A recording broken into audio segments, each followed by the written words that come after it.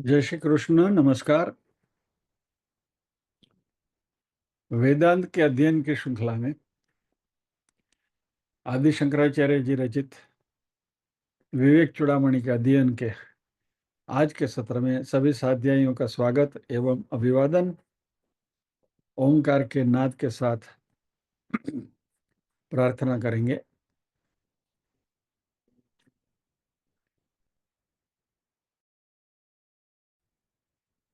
ओम।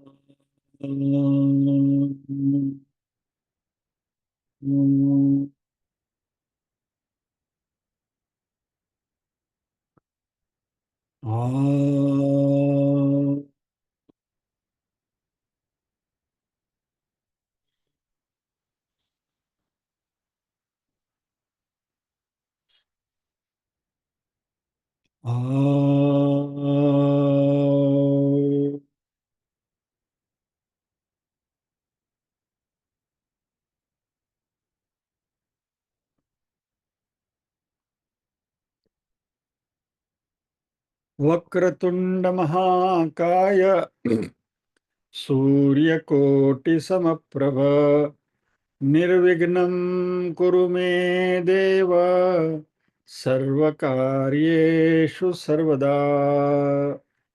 या कुन्देन्दु तुषारहारधवला या शुभ्रवस्त्रावृता या वीणावरदण्डमण्डितकरा या श्वेतपद्मासना या ब्रह्माच्युतशङ्कर प्रभृतिभिर्देवैः सदा वन्दिता। सा मां पातु सरस्वती भगवती निःशेषजाड्यापहा। वसुदेवसुतं देवं कंसचाणूरमर्दनम् देवकी परमानन्दम् कृष्णं वन्दे जगद्गुरुम्। सदाशिवसमारम्भां शङ्कराचार्यमध्यमाम् अस्मदाचार्यपर्यन्तां वन्दे गुरुपरम्पराम्। ॐ सहना भवतु सहनौ भुनक्तु सह वीर्यं करवावहै तेजस्विनावधीतमस्तु मा विद्विषावहै। ओम शांति शांति शांति।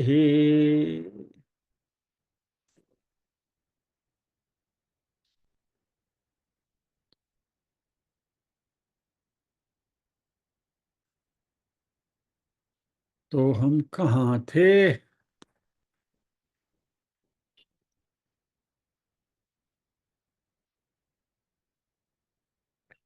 हम यहाँ थे।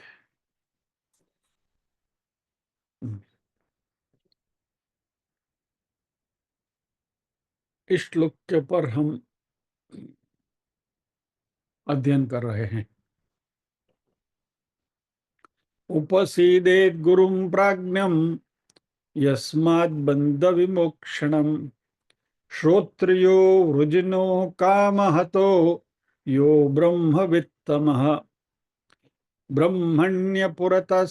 ब्रह्मण्युपरतः शांतो निरिंदन इवानल अहेतुकदया सिंधुर्बंधुरा नमतां सताम।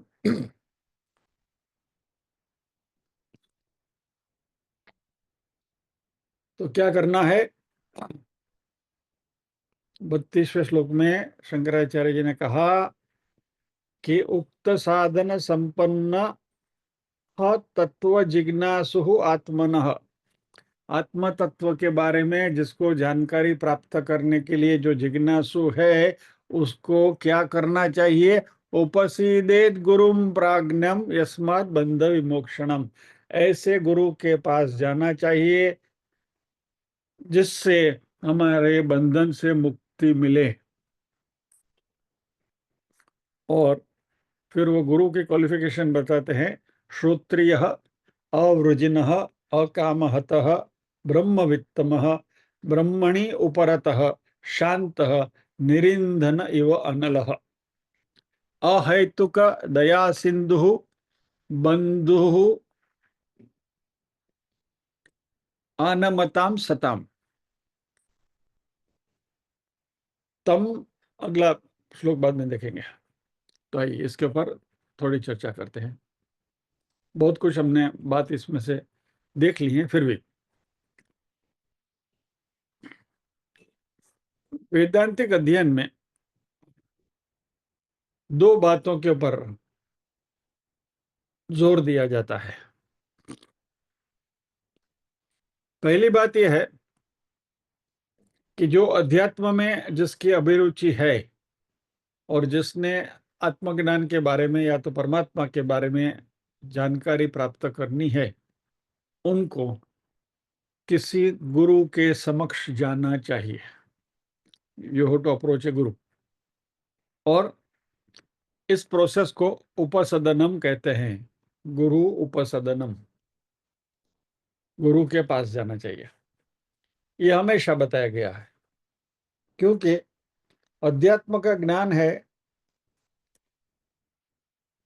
वह, संगीत में भी ऐसे ही कहा जाता है कि संगीत भी गुरुमुखी विद्या है।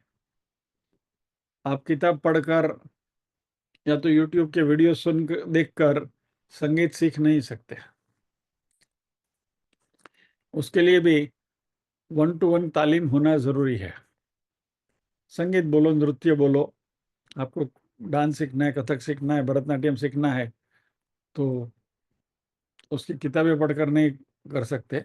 उसके लिए गुरु के पास जाना ही पड़ता है और सिस्टमेटिकली, शिस्तबद्ध रीति से तालीम लेनी चाहिए। तो पहले उपसदनम, गुरु उपसदनम, गुरु के पास जाना चाहिए। और दूसरी बात, मुमुक्षु यानी कि जो सीकर है, जो ज्ञान पिपासु है, उसको मालूम होना चाहिए कि मुझे गुरु से क्या प्राप्त करना है। और ऐसे विद्यार्थीगण गुरु के पास जाते हैं और कहते हैं कि हे गुरु, आप मुझे सिखाइए, प्लीज टीच मी। और ये बहुत बहुत जरूरी है, क्योंकि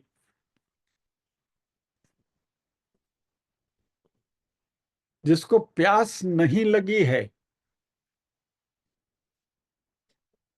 उसके सामने आप पानी कैसा भी रखो, शुद्ध हिमालय का पानी भी लाकर रखो, भाई अभी अभी हिमालय के झरने से पानी ला, एकदम शुद्ध पानी है, प्यास ही नहीं है। या तो जिसको भूख नहीं लगी है और उसके सामने 56 भोग के व्यंजन रख दो तो दृष्टि भी नहीं करेगा, ये भूख ही नहीं है।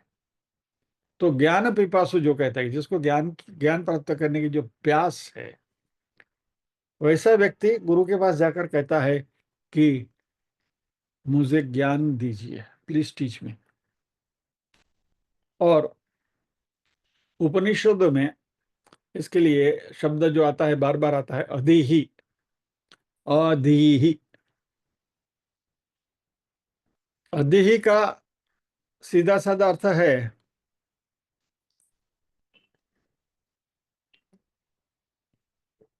कि आपने जो सीखा है वह आप मुझे सिखाइए, ताकि वह ज्ञान मुझे भी प्राप्त हो।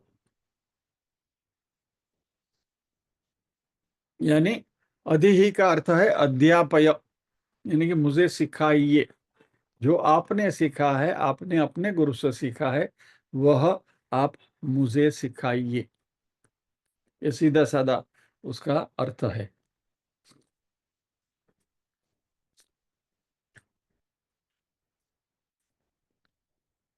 एक दो उदाहरण आपको दें तो अधि भगवो ब्रह्मेति, हे प्रभु मुझे ब्रह्म का उपदेश दीजिए। ये तैत्तरीय उपनिषद में है, तैत्तरीय भृगुवल्ली में है उपनिषद के।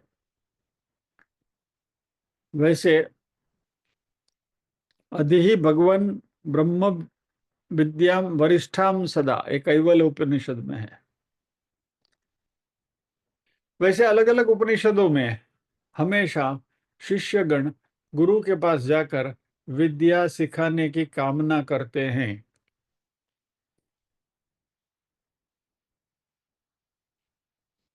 तो ये अधि शब्द का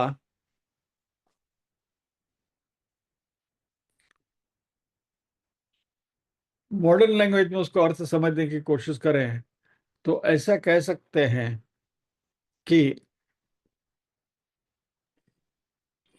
the student wants to know about the syllabus, teaching programme, कि भाई किस तरीके से विद्या उपार्जन करनी है। भगवत गीता में भी अर्जुन ने कहा ही है ना, शिष्यस्ते हम साधिमाम त्वाम प्रपन्नम, बराबर। कार्पण्य दोषोपहत स्व, दूसरा अध्याय 7वां श्लोक, बार बार हम उसका ये करते हैं, जिक्र करते हैं। तो यहाँ भी अर्जुन भगवान से कहते हैं कि शाधिमाम, यानी मुझे सिखाइए।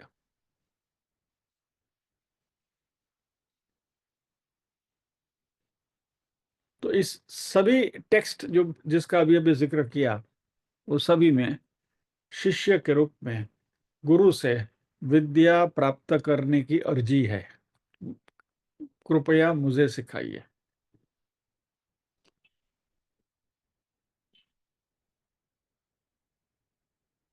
और गुरुओं ने भी इसका भली भांति अनुसरण किया या तो पालन किया है, ऐसा कहूं तो भी चलेगा। गुरुओं ने रिस्पेक्टिव जगह पर बहुत पद्धति सर यह ज्ञान अपने शिष्यों को दिया है।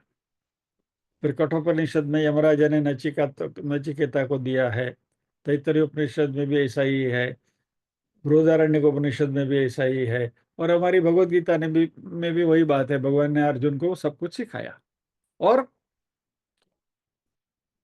बहुत सिस्टमेटिकली और लंबे अरसे तक।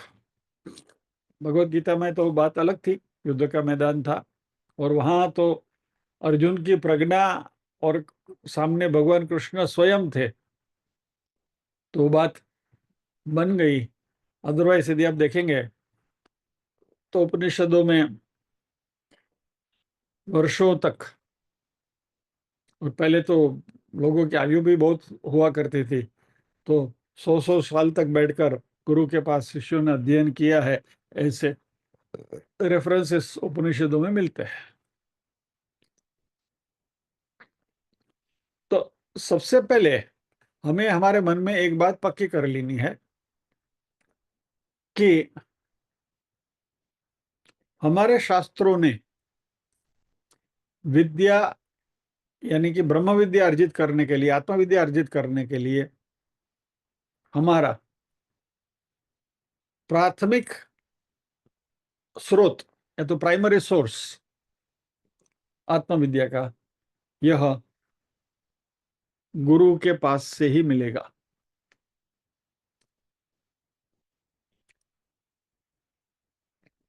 गुरु ने जो ज्ञान अर्जित किया है वही वो शिष्य को पास ऑन करते हैं। और गुरु की कृपा उनके सिखाने से ही होती है। एक बहुत बड़े संत और विचारक हैं, उन्होंने कहा है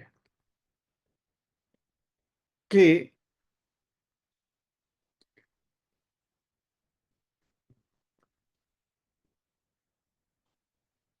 हमारे स्वामी चिन्मयानंद जी ने भी कहा है और उनके गुरुओं ने भी कहा है, ये बात कही है कि ये आत्मविद्या या तो ब्रह्म विद्या या तो परमात्मा के बारे में जो विद्या है, वह सर पर हाथ रख के, आशीर्वाद दे के, कहीं आपको इधर उधर छू के नहीं होती। गुरु का गुरु की कृपा, लंबे अरसे तक यह अध्ययन अपने शिष्यों को कराकर उनको यह मार्ग उजागर करने की गुरु की भी जिम्मेवारी है और शिष्य की अधिक है कि गुरु के साथ रहते हुए लंबे अरसे तक ये अध्ययन करते रहें। This is as we have been saying कि ये टपक सिंचाई है, ड्रिप इरिगेशन है, धीरे धीरे ही आता है, क्रैश कोर्स नहीं है। एनीवे, तो शास्त्रों ने यह इस प्रकार का अध्ययन जो है वह प्राथमिक स्रोत कहा है। It is a primary source of knowledge. लेकिन आजकल यह सिस्टमैटिक अध्ययन की बात बहुत कम होती जा रही है और सभी जगह पर ध्यान के ऊपर जोर दिया जाता है। मेडिटेशन, मेडिटेशन करो, मेडिटेशन करो, मेडिटेशन करने से हो जाएगा और हम आपको मेडिटेशन सिखाएंगे, आ जाओ हमारे पास। शास्त्रों में मेडिटेशन की जो प्रोसेस है, ध्यान की जो प्रक्रिया है, उसे मात्र एक सहायक रूप से माना गया है। It is a supportive discipline. Meditation is not the primary source of knowledge. ये बात खास ध्यान में रखें, क्योंकि आजकल बहुत सारी दुकानें खुलने लगी हैं मेडिटेशन की और इसके द्वारा आपको वेदांत का अध्ययन सिखाने का दावा बहुत लोग कर रहे हैं। और ये मेरा अभिप्राय नहीं है,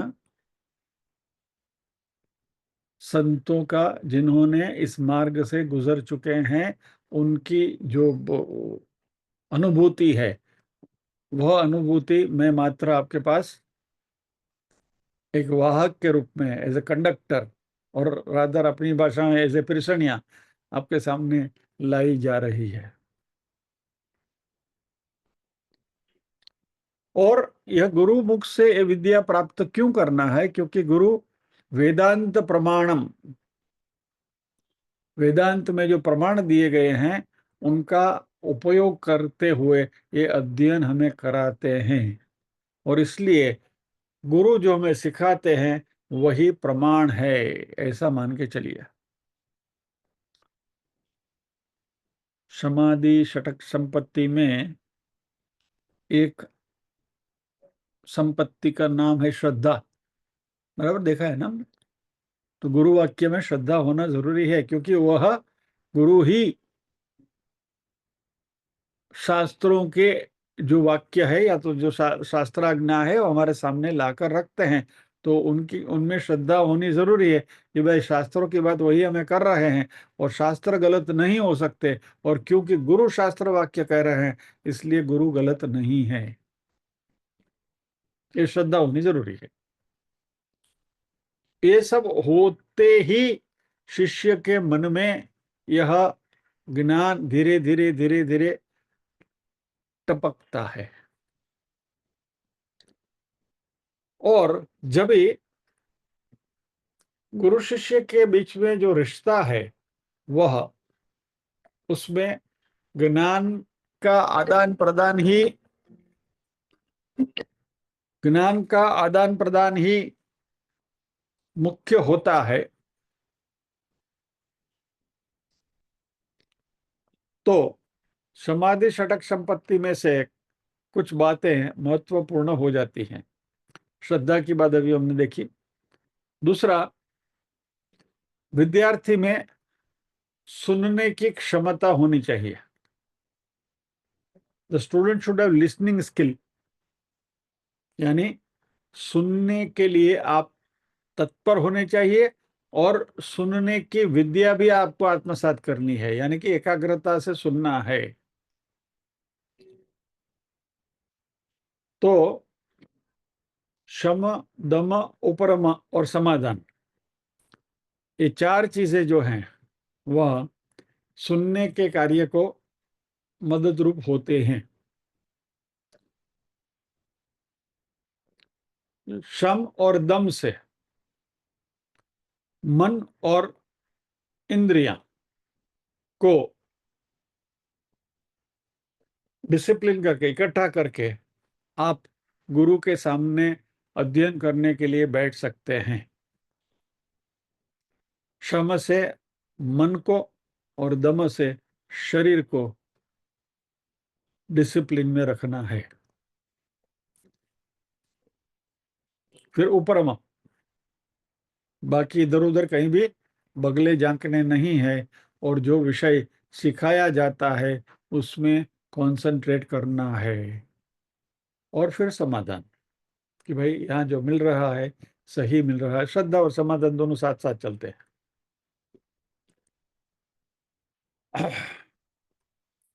उपरमा हमें शांत मन देता है, यानी 100% हमारा अटेंशन जो बातें कही जा रही हैं इसमें होता है, यानी कि हम हमारी मन और बुद्धि को क्लास में लेकर आते हैं।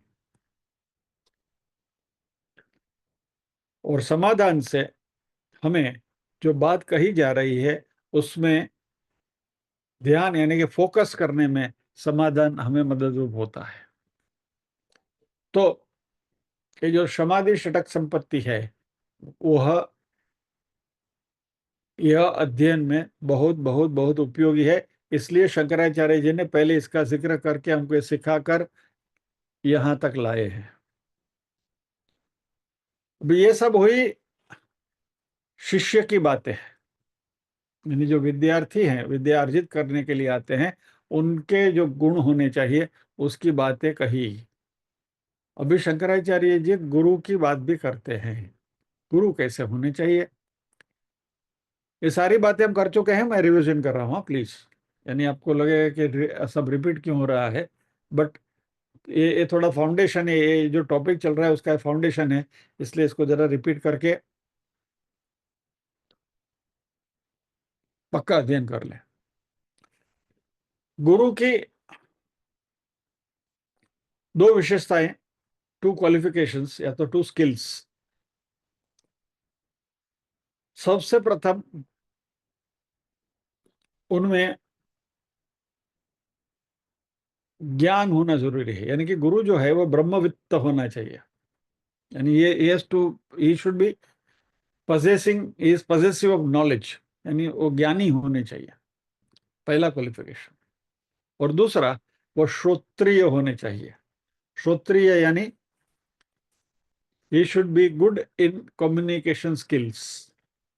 जो बातें उन्होंने सीखी हैं वो बातें आपको समझाने में, हमें यानी जो विद्यार्थी है उनको सिखाने में, समझाने में सक्षम हो। और गुरु के लिए दोनों इंपॉर्टेंट है।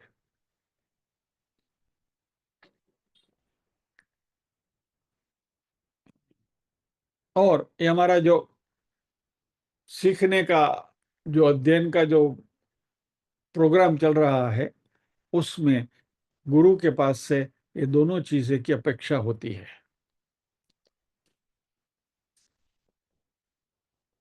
कवि कालिदास का एक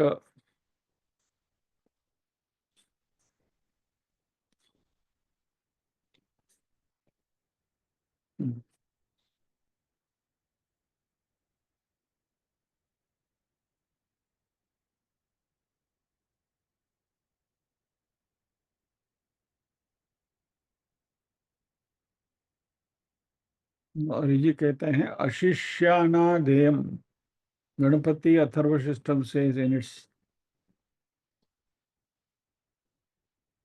फलश्रुति। Yes, thank you Riji.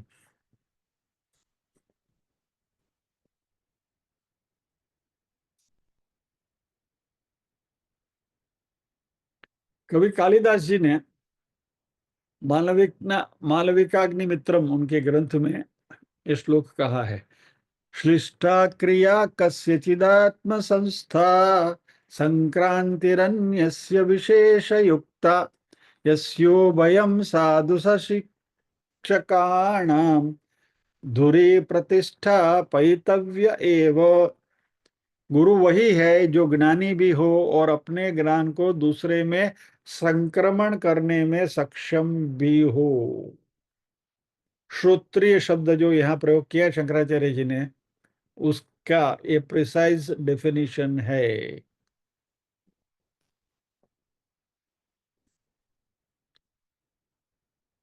जो लिख रहे हैं लेखन अधूरा रह गया है तो ये वीडियो क्लिप को देख लीजिए और पॉज करके लिख लीजिए।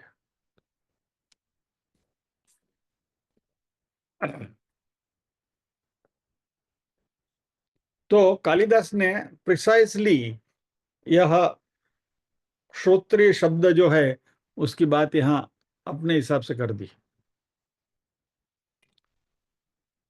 कोई लोग ब्रह्म क्या है वो जानते हैं, लेकिन उसके बारे में बताना या तो हाउ टू टीच वो उन्हें पता नहीं होता।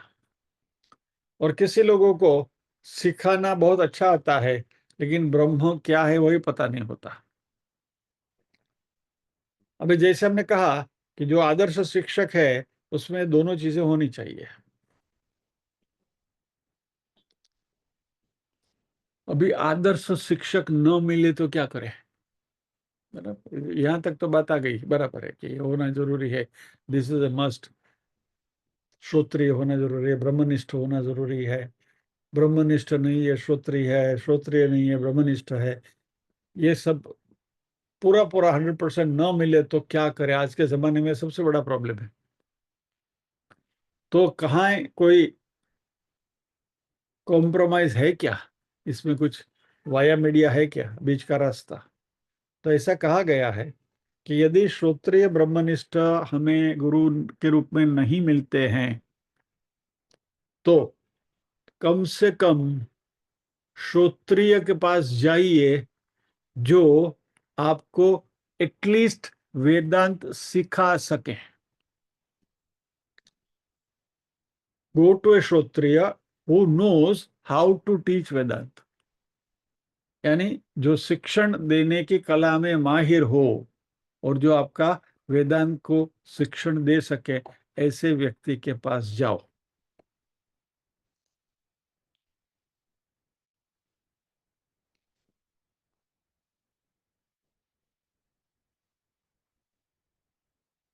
ताकि वो वेदांत का स्वयं अध्ययन करते हुए आपको वेदांत के जो प्रिंसिपल्स हैं वो आपके सामने उजागर कर सके।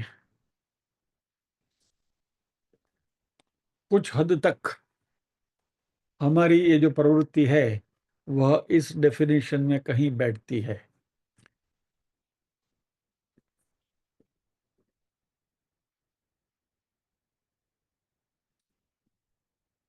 मैं स्वयं ब्रह्मनिष्ठ भी नहीं हूं और पूरा श्रोत्रिय भी नहीं हूं, लेकिन कहीं ना कहीं बीच में जुड़ रहे हैं। तो जो भी थोड़ा बहुत आपके पास परोसने का शक्य होता है उस तरीके से इधर उधर से इकट्ठा करके परोसा जा रहा है। और at least something is better than nothing. ना मामा करता कारण हूँ खोटो।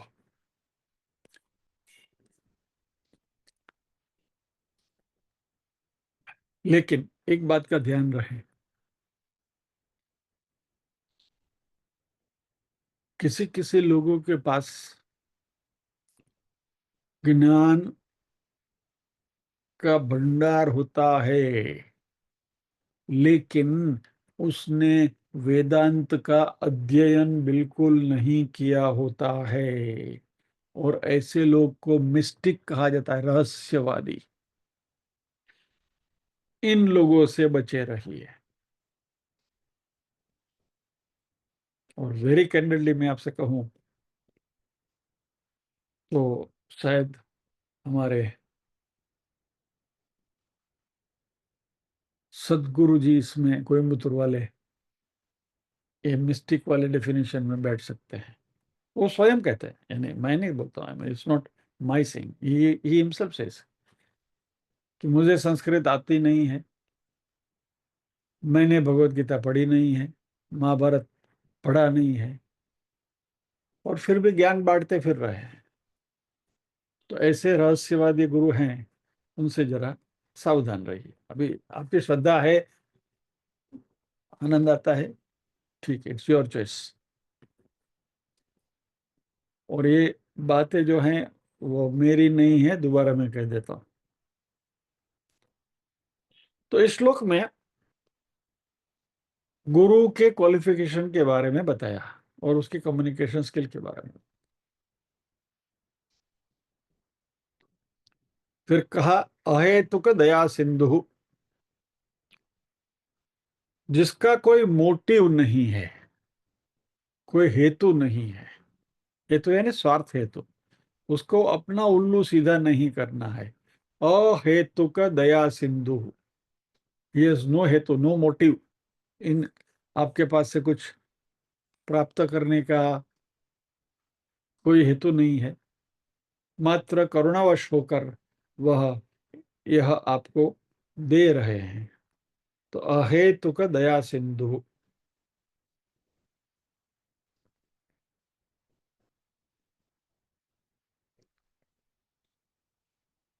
बंधु अनामत आनमताम सताम।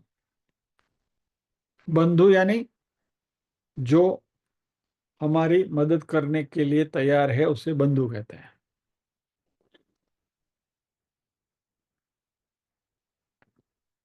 और गुरु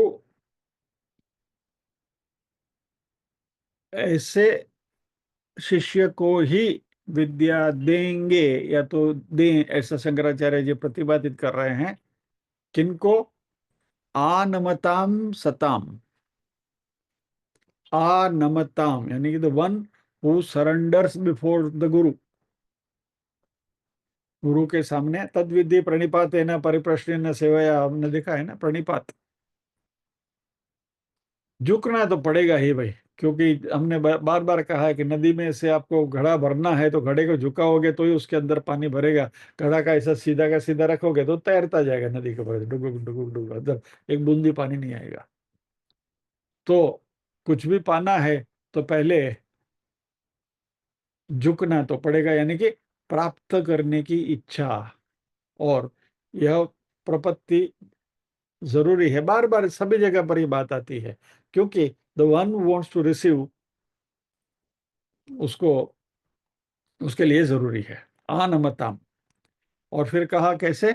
सताम, क्वालिफाइड, अच्छे होने चाहिए, नोबल होने चाहिए, मन से शुद्ध होने चाहिए। ऐसे जो शिष्य हैं उनके पास, उनको गुरु के पास जाना चाहिए। अच्छा, ये सब होने के बाद क्या करना है? शिष्य के लक्षण देखे, गुरु के लक्षण देखे, इसके बाद जो करना है वह अगले श्लोक में हम देखने जा रहे हैं।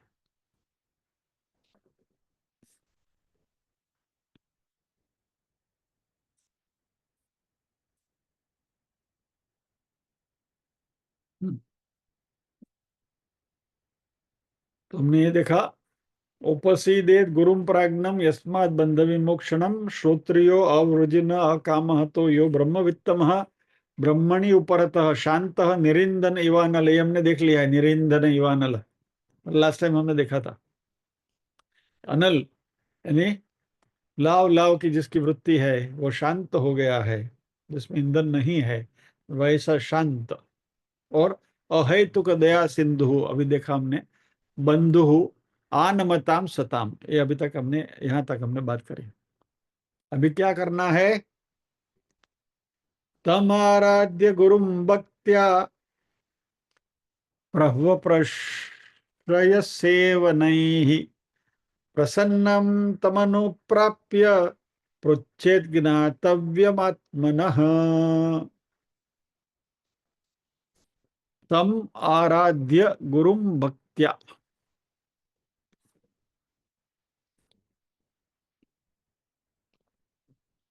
शंकराचार्य जी कहते हैं एक्चुअली गुरुकुल की जो प्रथा थी पहले के जमाने में, इसका यहाँ जिक्र हो रहा है।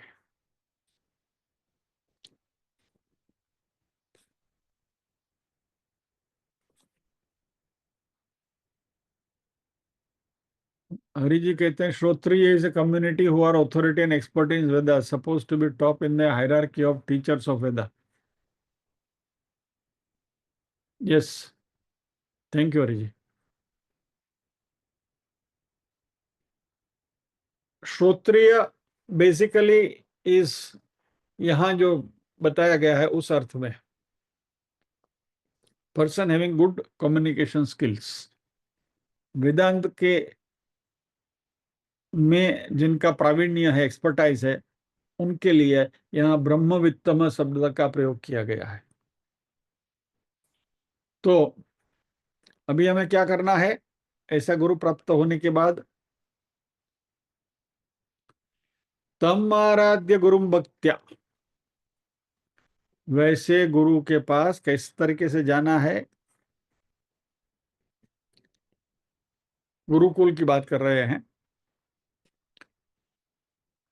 गुरु जो है ना, वह सीधा सीधा ज्ञान देने की प्रक्रिया शुरू नहीं करते हैं। ये पुराने गुरुकुल की जो पद्धति है उसका यहाँ जिक्र हो रहा है कि स्टूडेंट को जैसे एडमिट कर लिया, हमारे यहाँ केजी क्लास में रख दिया या तो कहीं भी रख दिया, क्या से A for apple, B for bat, C for cat चालू हो जाते हैं। नहीं, गुरुकुल में ऐसा नहीं होता था।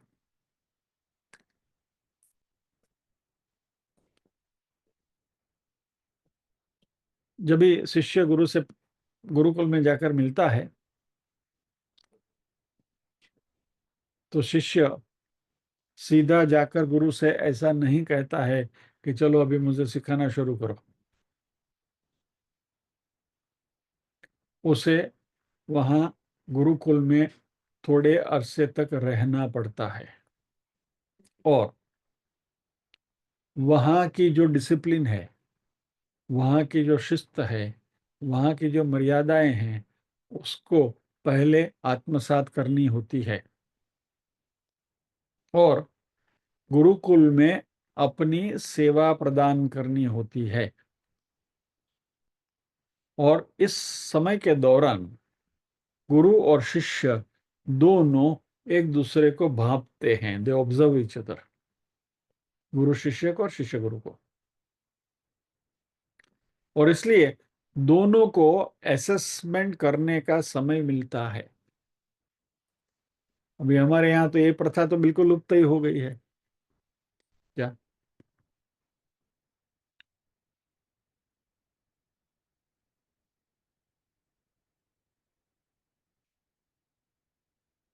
जैसे वेदांत में है वैसे संगीत में भी है। जो हमारे पुराने सब जो संगीतकार हैं उनके आप जीवनी पढ़ेंगे, मान लीजिए मैं पंडित भीमसेन जोशी जी का जिक्र करूं, तो जिस गुरु के यहाँ वो सीखने के लिए गए थे, तो गुरु तो गृहस्थी थे, वे उनके यहाँ रहकर आपको सीखना है। तो गृहस्थी, आज के गृहस्थी और उस समय के गुरु गृहस्थियों को ज्यादा फर्क नहीं था।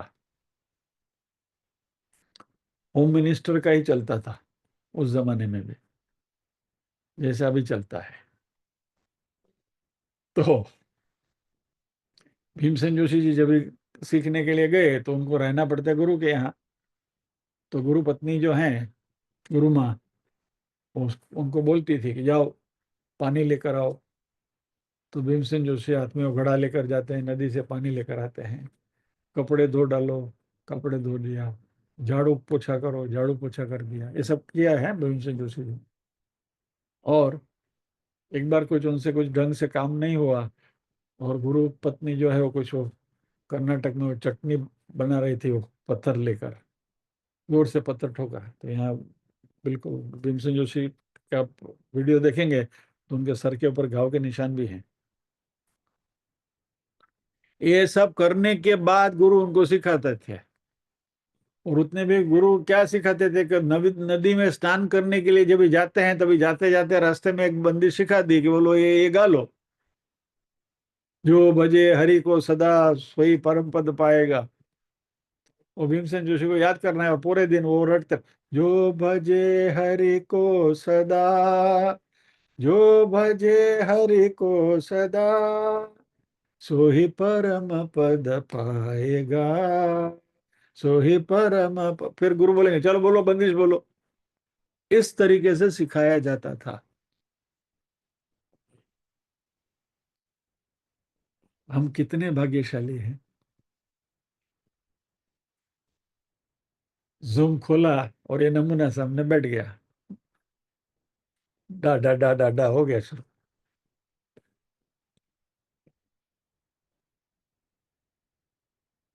लेकिन इस बात को नजरअंदाज नहीं करना है कि ये लोग जो दिग्गज बने, उन्होंने उसके लिए कितनी तपश्चर्या करी है। हम ऐसी कोई अपेक्षा यहाँ नहीं रखते हैं।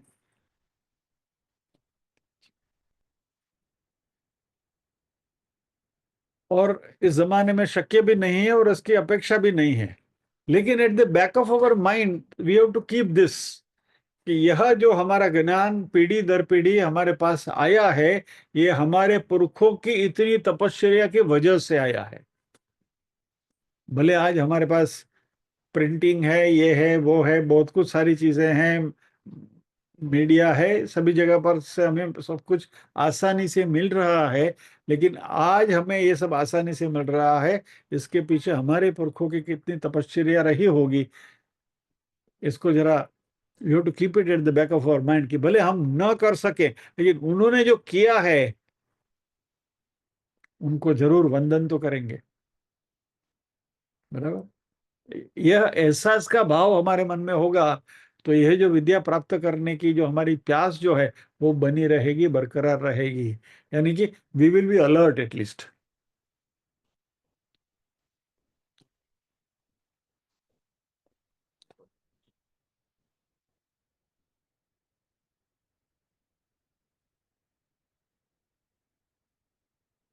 उस जिज्ञासु को क्या करना है? गुरुम भक्त्या आराध्य। आपको दोबारा श्लोक दिखा दूं।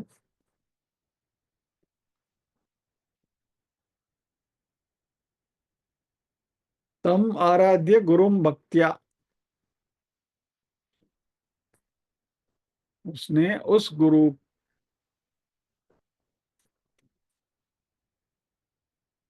की भक्ति पूर्वक आराधना करनी है। यानी you have to respect your guru, you have to have that reverence for guru, क्योंकि शास्त्रोक्ता है गुरु। और ये जो शास्त्र का ज्ञान है वहीं से हमें मिल रहा है।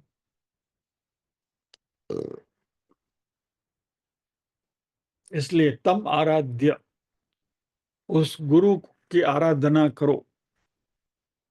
और ये आराधना यानी क्या? गुरु के वाक्य में श्रद्धा और भक्ति भाव डेवलप करना, जिसकी वजह से जो विद्यार्थी है वह हम्बल होता है।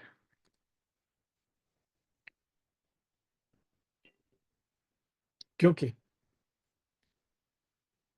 बौद्धिक अकड़ या तो बौद्धिक घमंड, यह ऐसे मुमुक्षु विद्यार्थियों के लिए सबसे बड़ा खतरा है।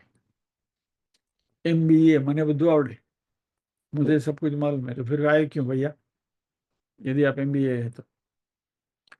यानी बौद्धिक घमंड या तो बौद्धिक अकड़ जो है वह हमारे लिए बहुत बड़ी रुकावट है। और फिर बाद में ऐसे विद्यार्थी में बुद्धिमत्ता होनी चाहिए, और कैसे प्रश्न पूछना है वह भी उसके मन में क्लैरिटी होनी चाहिए।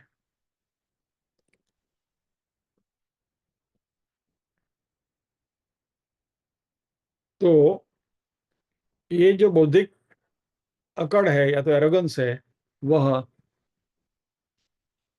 गुरु के सानिध्य में रहते हुए, गुरुकुल में सेवा करते हुए, पहले तो धीरे धीरे धीरे धीरे वो अकड़ निकल जाती है, शरीर की भी अकड़ निकल जाती है, मन की भी अकड़ निकल जाती है। और आपको सुपाच्य रोटी बनानी है या तो सॉफ्ट ब्रेड बनानी है, तो क्या करते हैं, जो डो होता है उसको आप, बराबर ना, बहुत समय तक उसको रगड़ते हैं ना। जितना रगड़ेंगे उतनी रोटी मुलायम बनेगी, उतनी ब्रेड सॉफ्ट बनेगी। तो ऐसे ही इस शिष्य को गुरुकुल में रगड़ा किया जाता था, और ताकि वह हम्बल हो जाए, सॉफ्ट बन जाए, नम्र हो जाए। ये एरोगेंस, जो इंटेलेक्चुअल एरोगेंस, जो बौद्धिक घमंड है, वह निकल जाए।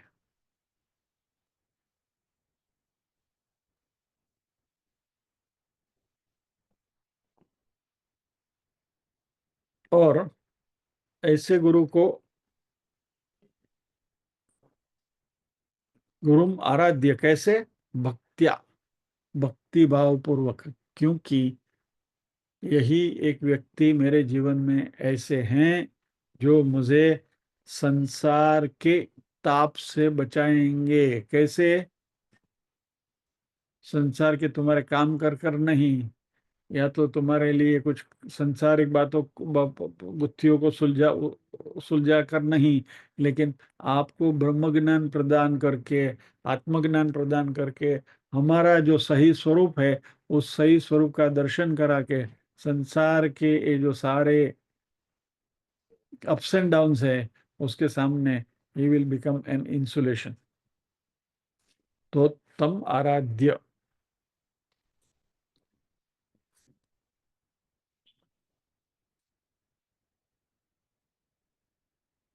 तम आराध्य गुरुम भक्त्या, बराबर। ऐसे गुरु के पास आपको जाना है, आगे जो बताया वैसे गुरु के पास, और भक्ति पूर्वक उनकी आराधना और उनकी सेवा करनी है। फिर आगे क्या करना है, अगले गुरुवार।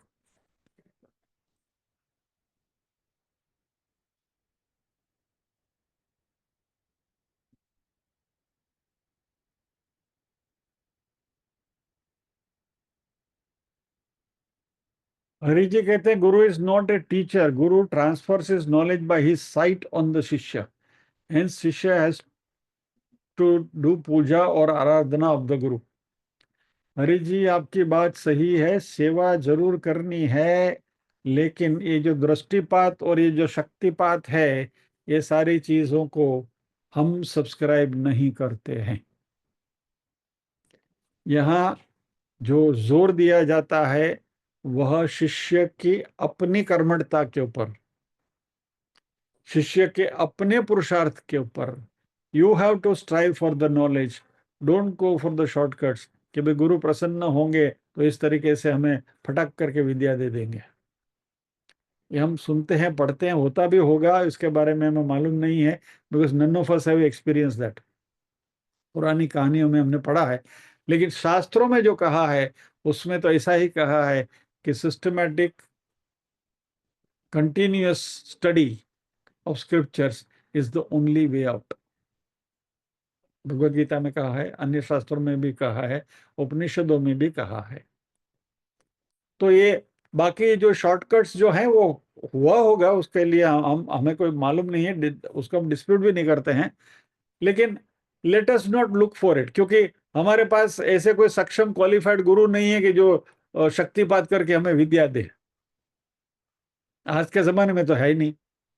तो जो नहीं है उसके बारे में सोचे कि जिस गली में जाना नहीं है उसका पता क्या पूछना। तो अभी हमें जो मिलता है उससे संतुष्ट रहें, उसमें श्रद्धा रखें, और ज्यादा से ज्यादा हमें कैसे प्राप्त हो इसके लिए हम परमात्मा से प्रार्थना करते रहें, ये प्रभु हमें जिस मार्ग पर हम चल रहे हैं इस मार्ग में हमारी प्रगति होती रहे।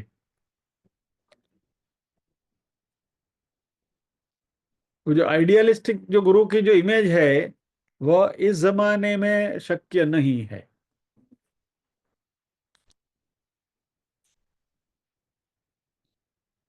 आइए प्रार्थना करेंगे।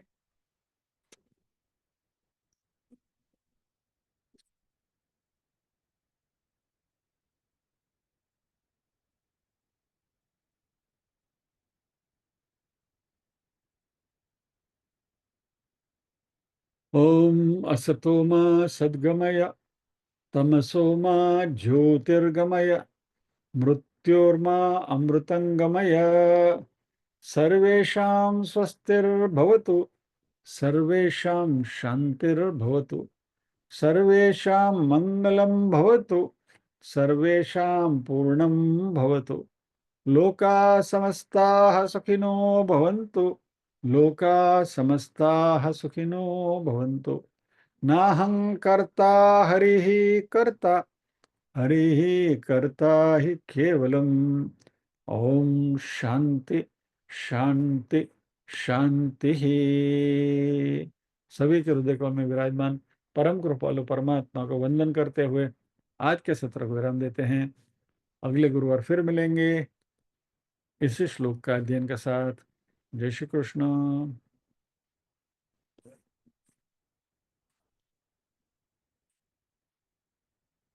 एक और प्रश्न। Nowadays we have only teachers, not gurus। बात बिल्कुल सही है Hari ji. Nowadays we don't have आपका तो नसीब टीचर का भी नहीं, आपको तो परेशानियां मिला है। तो जो है उससे संतुष्ट रहिए और मौज करिए। चलिए, जय श्री कृष्ण।